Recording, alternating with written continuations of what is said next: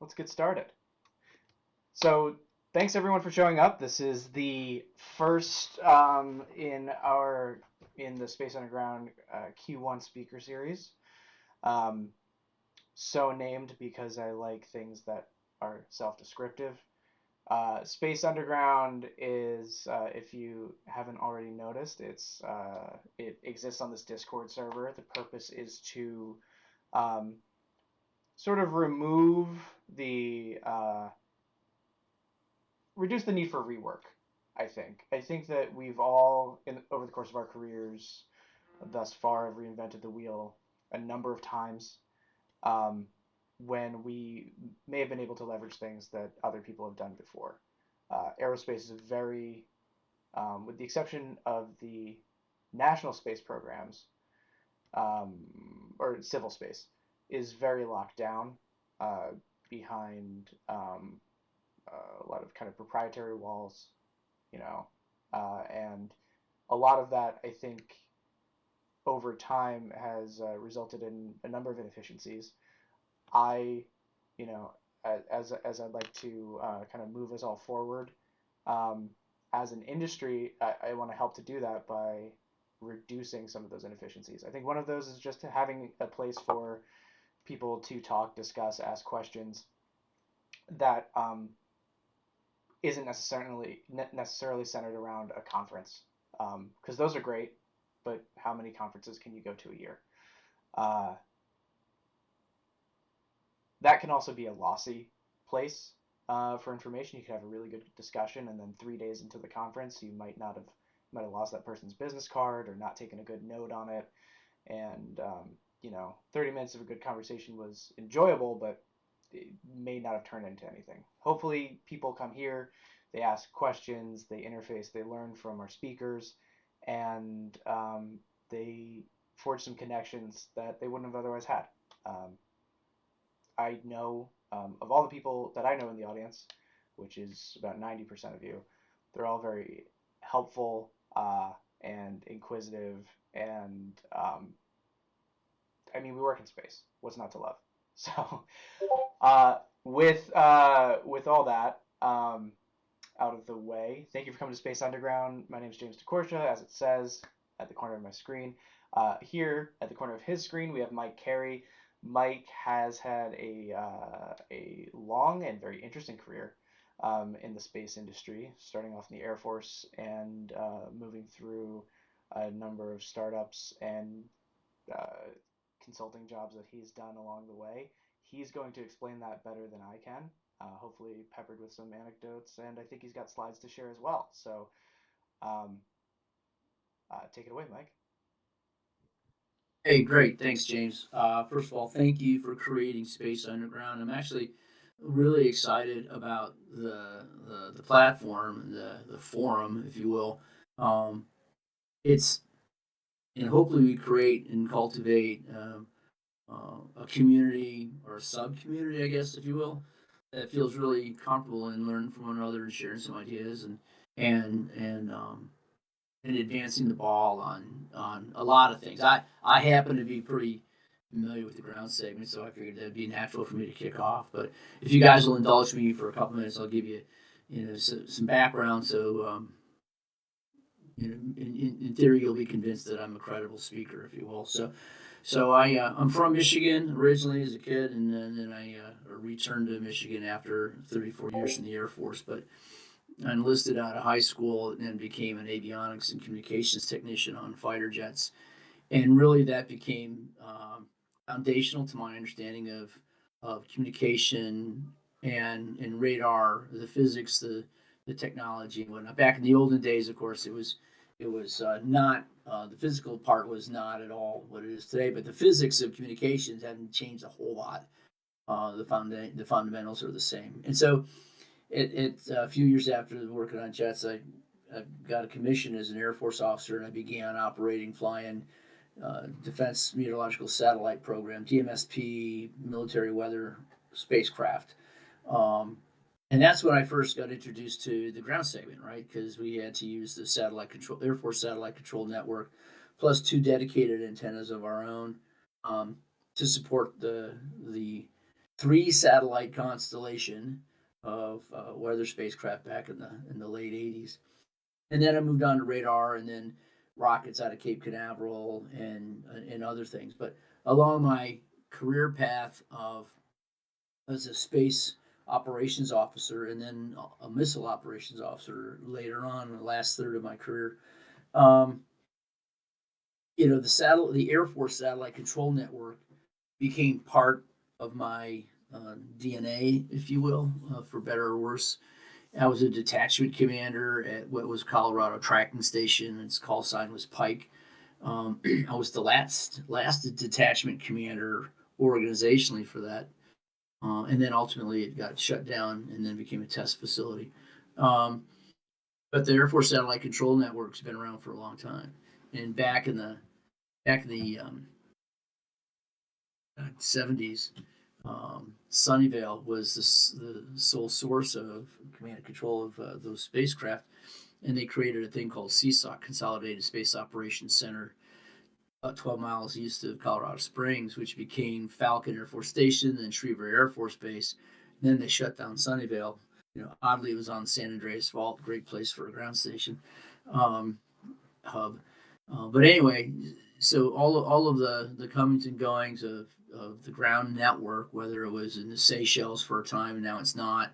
We put ground station in Diego Garcia, but for the most part, about a dozen or 13, depending on the time frame, ground stations that are responsible for common support to DoD spacecraft for the most part.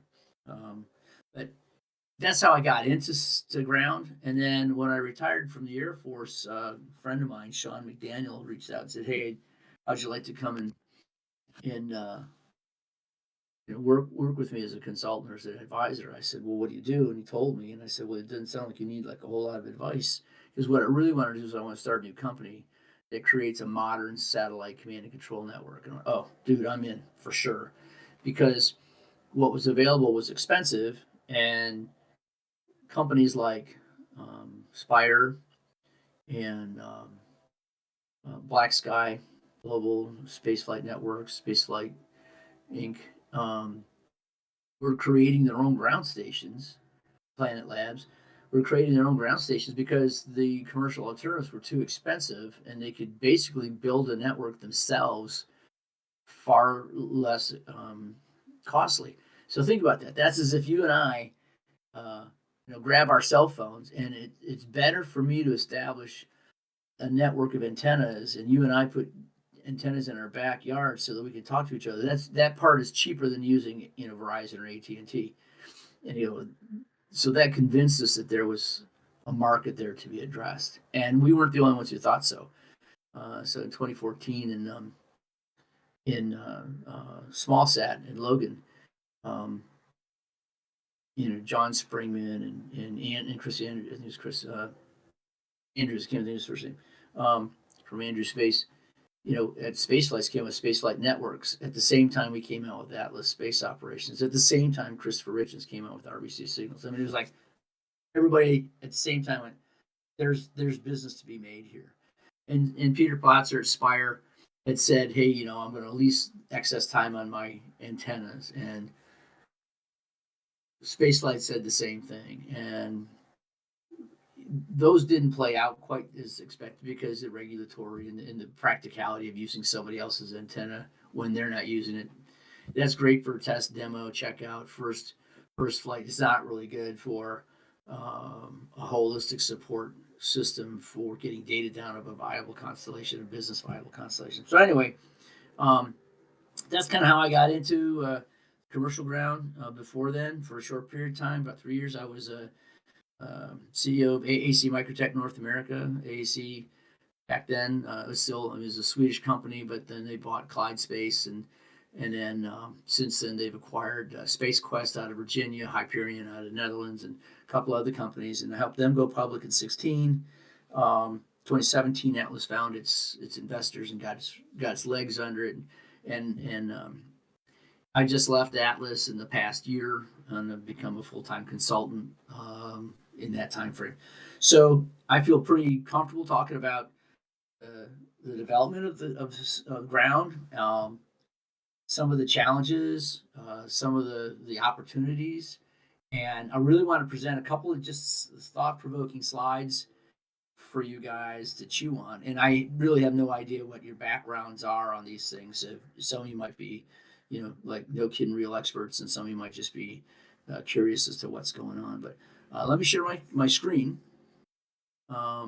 And I'm glad to answer questions along the way or at the end. Probably at the end is better. But let's see what I got here. Let's see. While Mike's pulling that Tell me if you see my screen. uh, not just yet.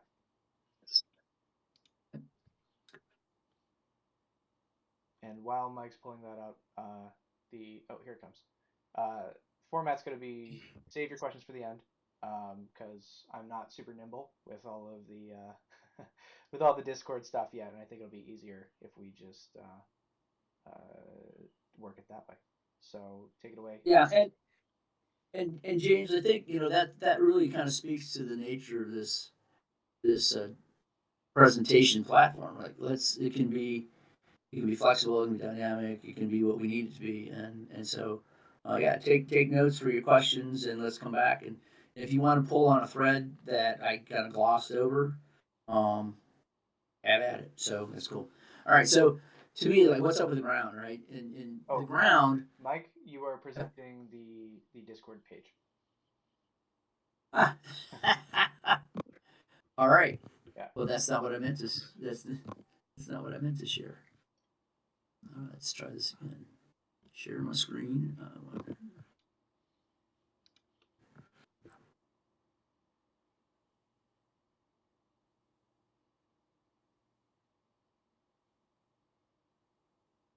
Come on now.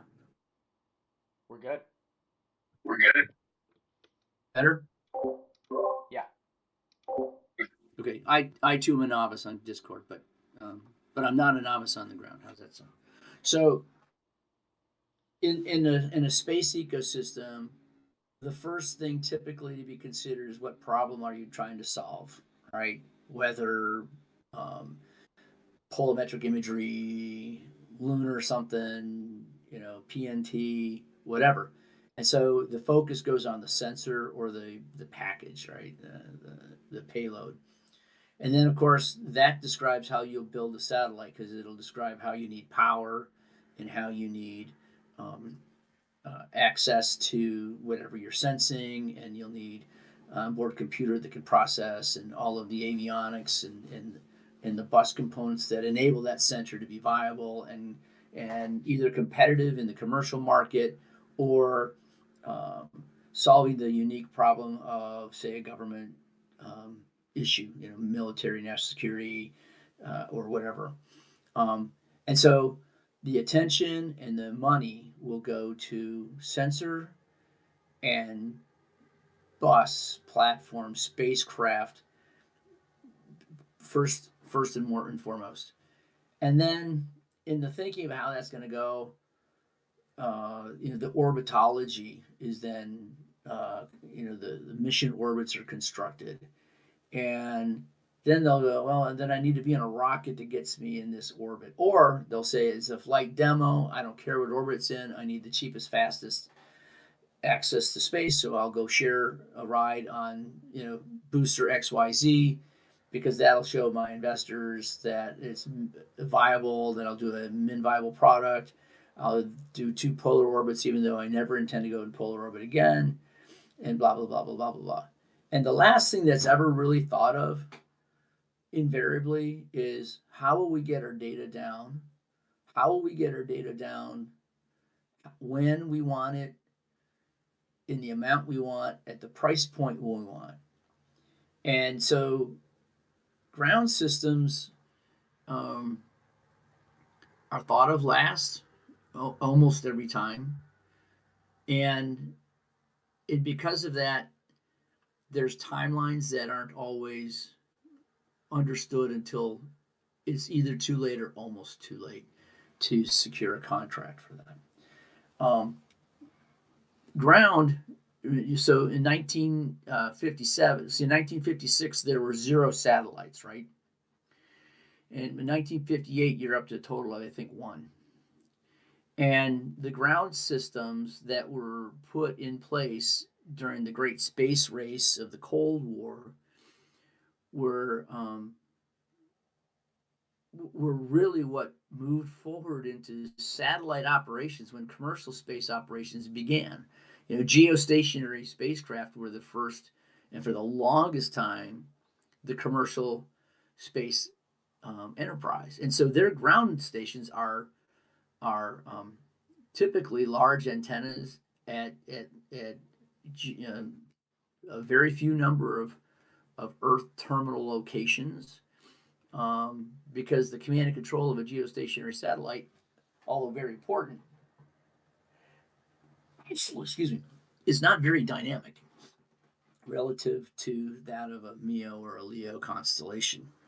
And it wasn't until the Falcon 9 got certified that the concept of an economically viable large constellation resurfaced out of the 90s. So back in the 90s, there was, you know, um, a host of concepts like Iridium, for example, and others, Global Star, that said, "Hey, we're going to put up a large constellation of spacecraft." Back at that time, GPS was the only one that had a lot of spacecraft in one constellation, and that was like 24 spacecraft for the most part. Numbers vary, of course, but generally speaking, anymore, in 2024, to hear someone say they're going to put up 40 satellites, nobody blinks an eye. But in 2013, 14, 15, they sure did, right? Because that just wasn't going to happen. Um, but what's the ground segment got to look like to make those happen and make those viable? And so I'm going to show you some slides of what ground networks look like.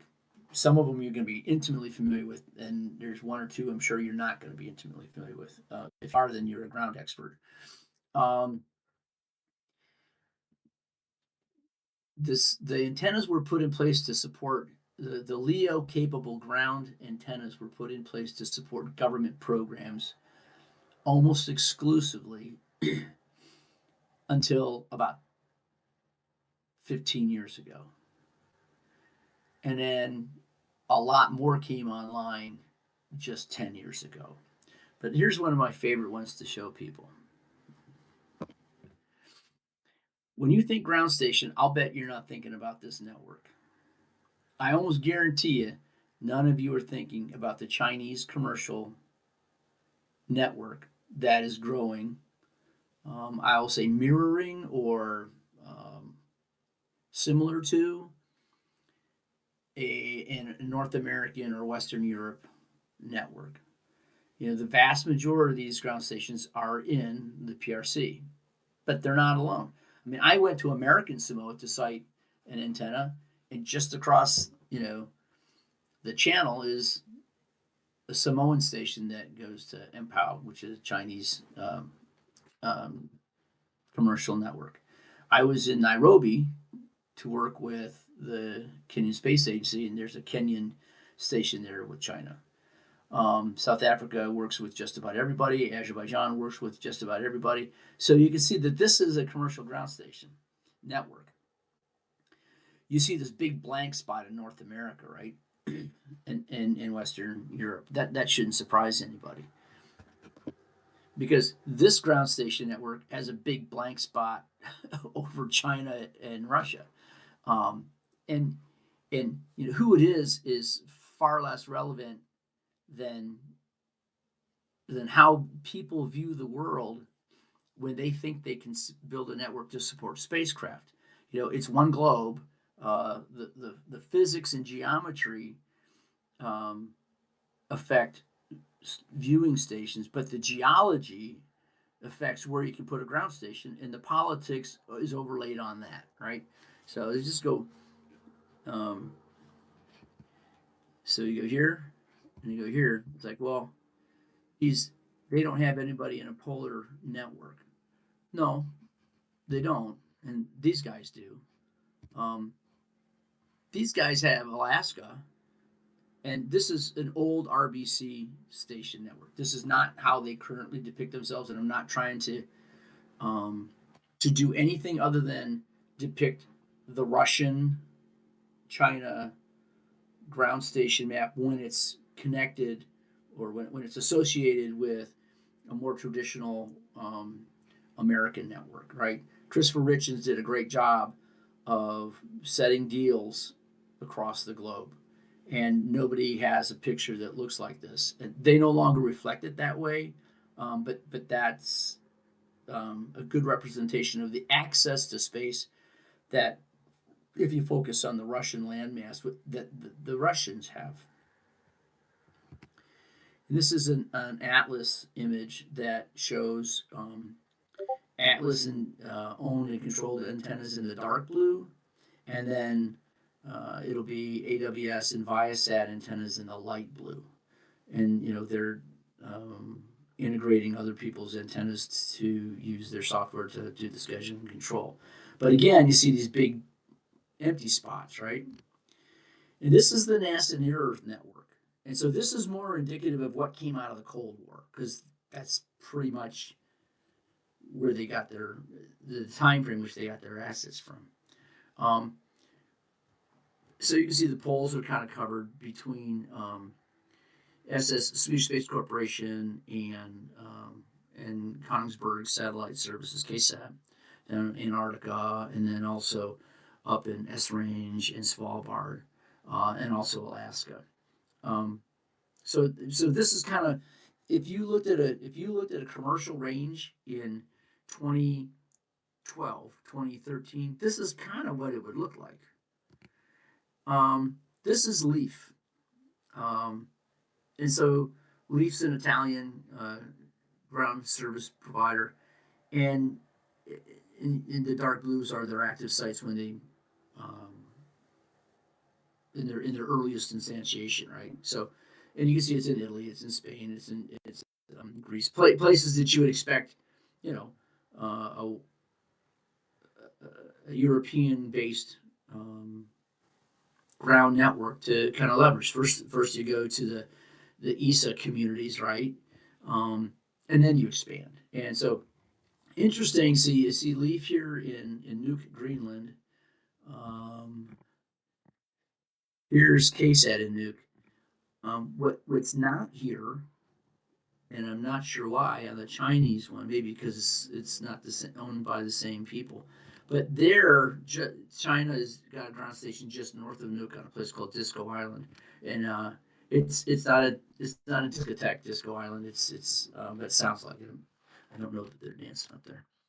Um, Leaf, and really that's kind of what I wanted to capture was look at just if you look at the different ideas of who's trying to serve who and why, the complex nature of the ground is really driven by the ITU first, the frequency allocations that go with each country. Each country has its own FCC, equivalent to adjudicate and assign frequency use in their country. And satellite companies will go shopping, right? They'll go shopping for where they're going to drop their data down. They may have a preference of bringing it down in a country like India is really sensitive. Um, it's really sensitive to bringing down national security data into India. They don't want it from any other source. They don't want it bounced around. And some countries are that way, and other countries are less stringent, and they mitigate their risk elsewise. Um, but when you think about establishing a satellite capability, a space-based capability, you know, one of the things you have to consider is where you bring the data down, what are the rules, what's the cost, and you find that some of the newer entrants into the space economy are far more flexible and willing to um, host a ground station that will help them get into this space business. A lot less risk with establishing a ground node than there is in putting a spacecraft up. There's far less profit as well. Um, Probably a tenth of a constellation's budget goes to ground. Um, that's now. That wasn't always the case. It wasn't that long ago where you would spend more over time on the ground and the data than you ever would on the spacecraft. Well, that's when you were putting up two, three spacecraft at a time for a constellation, and you putting up dozens to thousands of satellites. That's not the case. The economics flip, and so when you design a new system, you have to think through some of that as well. It's it's really kind of. I just wanted to kick off the conversation with, we're not talking optical, we can. We're not talking about lunar, we can. We're not talking about TDRS and TDRS replacement, on orbit relay, space to ground, ground to space. Um, all of that is. I could have come together with 40 slides. I didn't really want this to be a presentation. I just wanted to kick off a conversation. And so at that point, now, I'd like to open the floor for any narrative dialogue somebody wants to, you know, make a point or contribute to the conversation. Please do so. James, Yeah, no, you're thank you muted. so much, Mike, for giving us that overview. I always like You're I appreciate you're the. muted, James. Oh, you can't hear me. Uh-oh. Let me try that again. Uh, thank you so much, Mike, for leading off the discussion. I think there's a really good sort of history, um, recent history. Yeah, only 10 years, really, uh, All right. of commercial ground stations and opportunities, and very clearly how they delineate along major powers, spheres of influence. Uh, yeah, I think let's see. I know Brian has a couple of questions in the chat. Brian, you want me to just read them off, or do you want to take a look?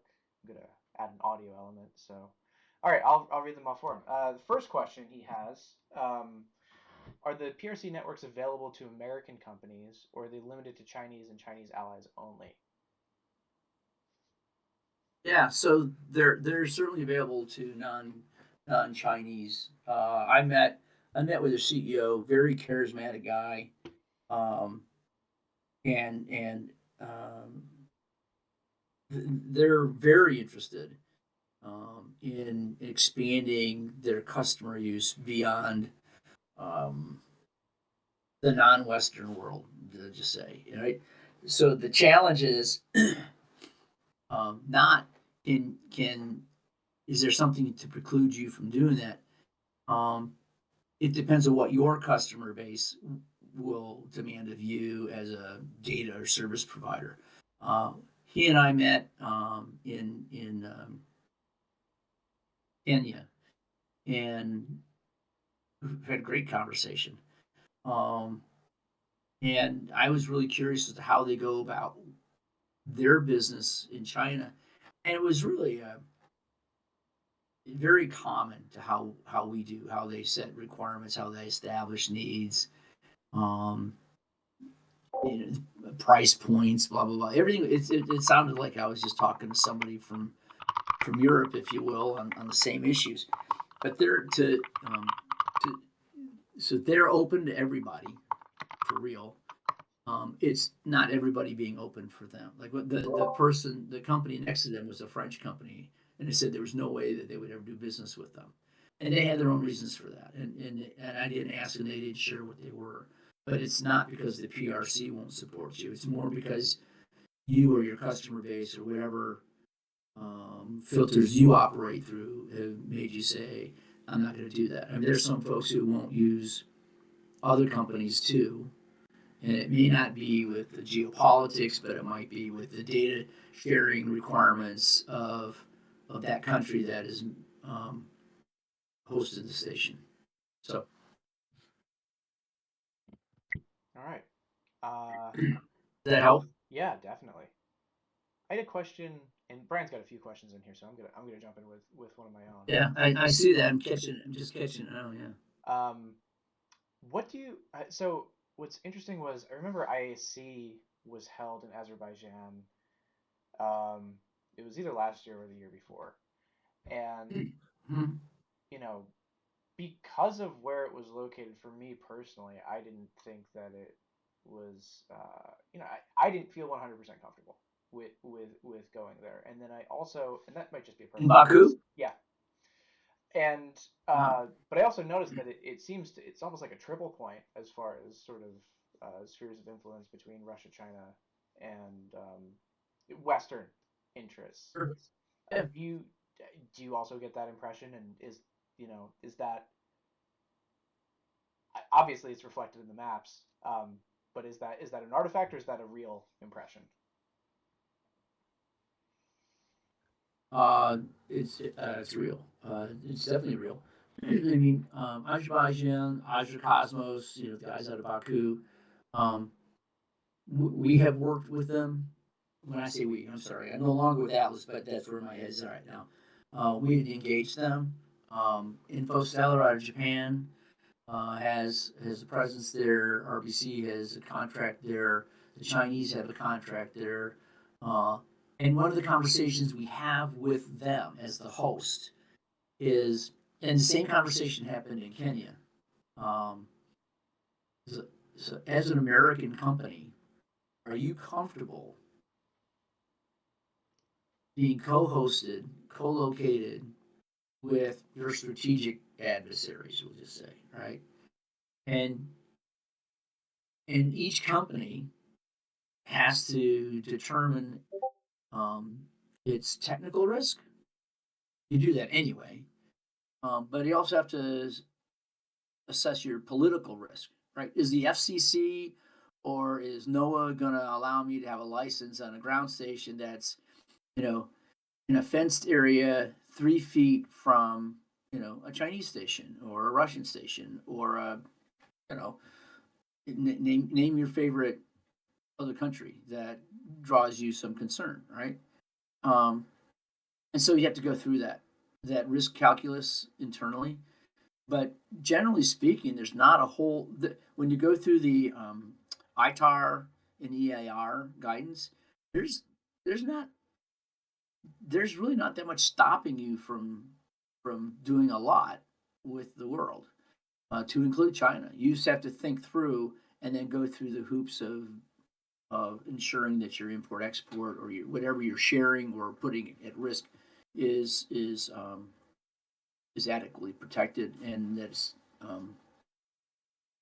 reflected in whatever assurances that you're creating. So you might have felt uncomfortable at Baku because you see Chinese, you see I don't know.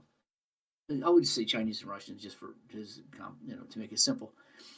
I guess I would go there and I would be intrigued with it. I would go engage them and say, "Tell me more about what you do." And is that risky? I don't think so, but that's me. Fair enough. I mean, if that same group was in Malta, would you feel that way? You Multiple. know, Yeah, that's a good question. But that's sort of like where, I mean, I guess it's a question of geography more than anything else. sure. I mean, and Azerbaijan's a really interesting place in the world, right? I mean, it is no kidding the crossroads of a lot of stuff. So I don't think it's just. I think it is definitely perceived and experiential, but it's also real. It's also very real. Hmm. And ask someone from Aja Cosmos, how do you see yourself? And they'll tell you we're in a really unusual neck of the woods. And they know that too, which I think is why I was excited that ISC was there. I was hoping to go, but I couldn't. Got it. I'm gonna ask a question from Matt Smith. Um, he's curious if there's been any talk in the commercial world, commercial ground world, about the potential of commercial human spaceflight, commercial space stations, etc., and where the communication becomes a safety and critical factor. Yeah, so there is a lot of talk about that. Tons of it. Actually, there is commercial human spaceflight right now, and there's I think in commercial space station, I think Axiom is one of, and Blue is another. There's got to be at least three, probably five, and maybe growing commercial space activity to include stations as well as the transport leg. And communications is huge on the safety factor. So I happen to be aware of some of the thresholds that are demanded. And what's really interesting for me, the safety part is not as difficult as the social media part, which is like they want human travelers to be able to tweet, "Hey, I'm in space," or they want them to be able to send a reel down as they're going over Lake Mead or something. Um, it's like that's harder to do. I mean, Lake Mead wouldn't be, but I'm going over the South Pacific. That would be hard because there's a big void there for ground stations. So now you're talking about in space networks that allow a relay to a space station or a space vehicle that has persistent communications. And the ground networks are being, let me say it, ground networks, misnomer. The communication networks are currently today being developed in order to support not just the safety piece, but also the social demands of the customer base as it's being anticipated. So that's in work today and has been for quite some time, frankly. Great. Um, Um, yeah. let's see. Let's go to Say, let's go Brian's to most recent question. most recent question. I'm getting some feedback here. Let me mute you for a second, Mike. Uh, I've recently seen some customers that have insisted on onboard data encryption. Oh, good question. How do we combat this unnecessary requirement and press on folks that the data security needs can be met by ensuring communicated data is protected but not on board? Um,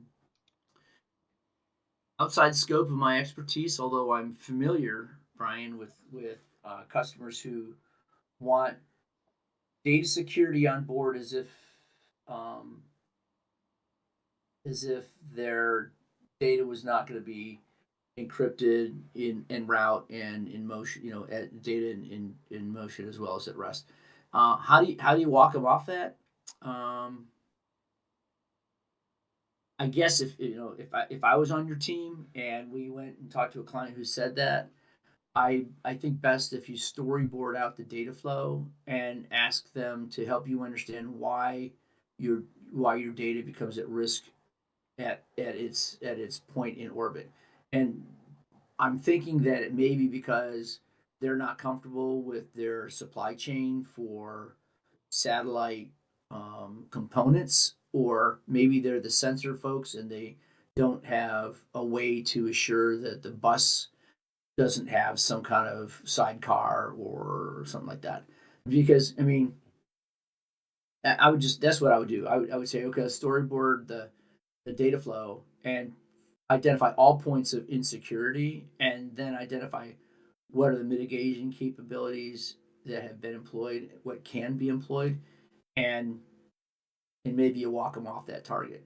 Maybe they come up with a better solution that's already in your brain that says, actually, if I do it here, then I don't have to worry about it elsewhere, and it becomes maybe a cost um, benefit. I don't know. I mean, I'm not smart enough to know that answer. That's a great question, though, and I have not had to deal with a customer that insisted it, but it's not like I haven't heard of it. I just haven't had to wrestle with it. I would have brought smart people like Brad Bodie on board to have that conversation. I would have done it. So Brad's the CTO of Atlas, and he could have. You should ask him that question. Um, there's Brian. You got a lot of great questions, man. Yeah. You want to move to the next one here? Sure, just roll down. All right. So, how much capacity do we have right now versus the current orbital population? So and this is not. I wouldn't take this to the bank, but this is my view of the world. So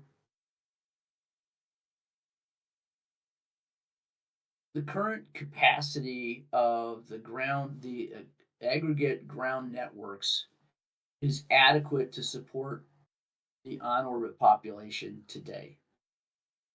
Just a ground, an antenna, um, which has access to, uh, you know, 1,440, it was so 365 times 24 hours. I used to know the numbers, but there's 24 hours in a day, and all of those minutes are accessible to an antenna, but not practically, right? There's slew time, there's reset time, and even though those minutes have gone to seconds in being available, you still, because of satellites aren't equidistantly spread throughout the sphere. There are lanes of higher population than others, so you can't get 100% of that time in employing an antenna. So an antenna, when it's about 70% used, is considered 100% um, fulfilled. Right? It's maximized. You can squeeze it one way or the other, but that's roughly a good estimate. So at 70% use rate, an antenna is fully subscribed, and a second antenna needs to be built prior to that happening. Um, and what you find is that a second antenna will come in, and all of a sudden, neither antenna is used 30%. And it takes time for those capacities to be built up. And so I can put a ground antenna in place faster than you can put a satellite on orbit. I mean, it's physically, that's just the way it works. And so most ground station companies, ground focused companies, won't put a ground station in advance of the need unless there's a contract demanding it. Because launches slip, satellites don't work, funding dries up, blah blah blah blah blah. So today, I'm pretty certain that there's ample capacity for today's on-orbit spacecraft. If the ground froze and nobody did any modernization or did any additional antennas or changed how business was done, that would not be the case in about 1 year's time or 2 years' time. So as satellites increase in orbital population, a commensurate ground network has to be scaled. And that's why the Cold War models don't keep pace, because you can't just keep building antennas. They've got to come up with a better way of doing it. And there have been new models, software enabled networks that allow far greater performance than before. And now when you're looking at, can I use a phased array or an optical phased array in particular, in this case, will that help? Well, yeah, it'd help a lot. One phased array ground, one antenna array will replace the need for X number of traditional parabolic dishes. A current parabolic is in a monogamous relationship as long as it's in sight of the spacecraft. And if there's two satellites, it has to shift from one to the other. There are some techniques where you can actually do two simultaneously, but it doesn't scale well, right? You need a different type of technology to serve the burgeoning networks. And Starlink has its own ground network, and I know very well a human being who goes around the globe putting up their antennas, and they have a lot of them, and they don't look at anything like the networks I just showed you. So, Yeah. and So I don't know when that would strip out. it's I say it's 2 years, but maybe not. sorry for interrupting.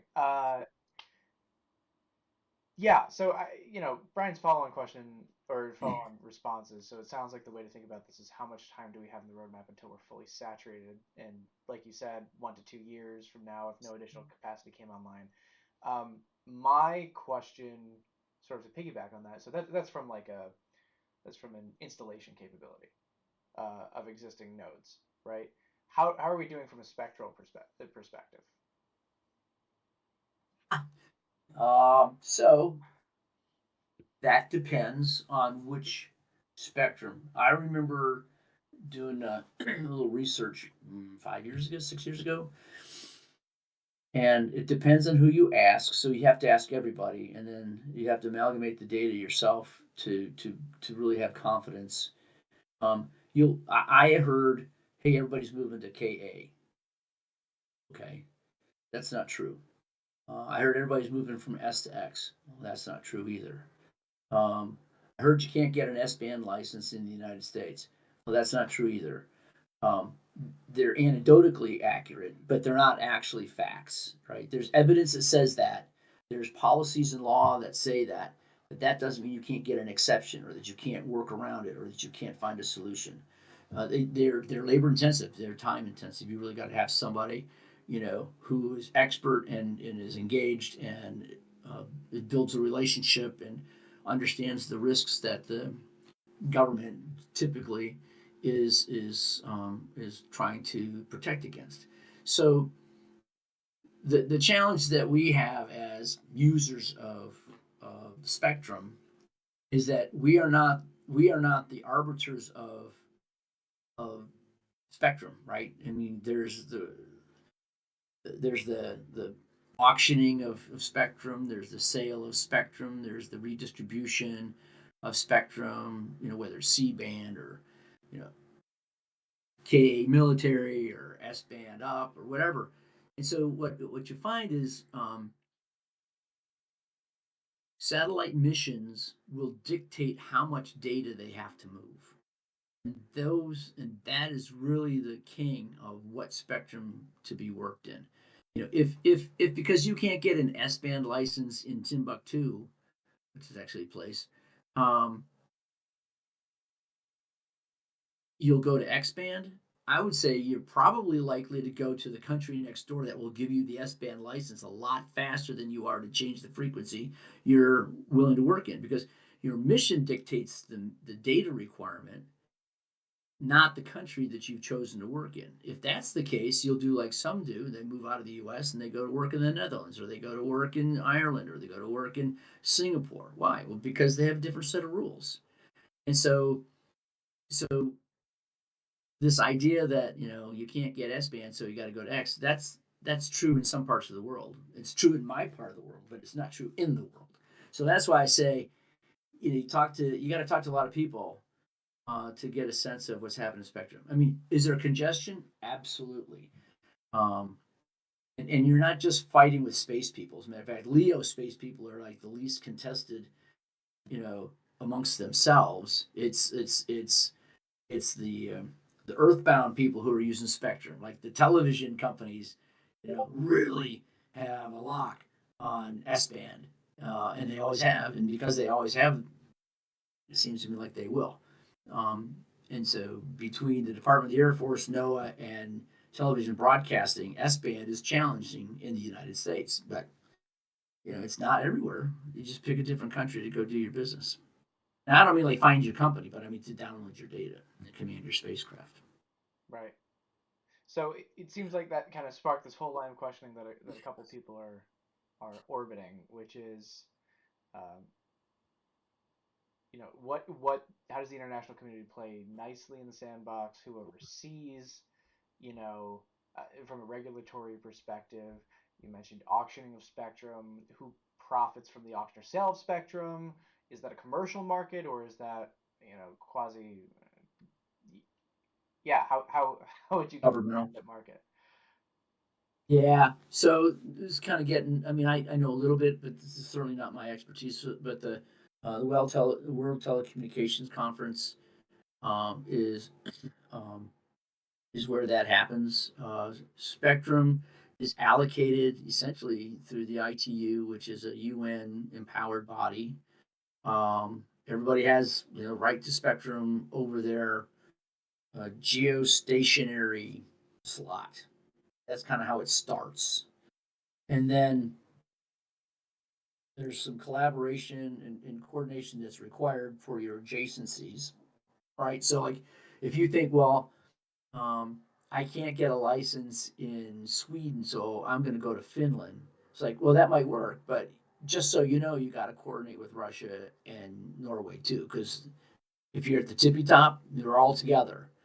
Um, you can't just have, I don't know if you remember back in the olden days, right? Back, I call it the 60s, 50s, 60s, and I don't know when it stopped, but Wolfman Jack would be in Mexico broadcasting on a superstation that could reach all the way to Chicago, like from Chihuahua.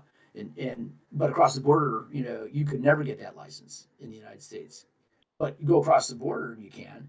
Well, those things kind of reined in, right, over the years. Um, Same thing with satellite spectrum. You know, if you are going to get a license to broadcast, it has to be within the ITU authorization and within that country's um, governance. And if you violate that, you get fined and potentially shut down, right? So, but auctioning spectrum is a way for countries to make money, right? I mean, so I can lease my spectrum over, you know, it's American spectrum, but I can lease it over American Samoa to say, I don't know, New Zealand, and they pay me for that time. And then when the lease is up, it's mine again. You know, and maybe I don't have a use for it until 2030, so I'll lease it till 2030.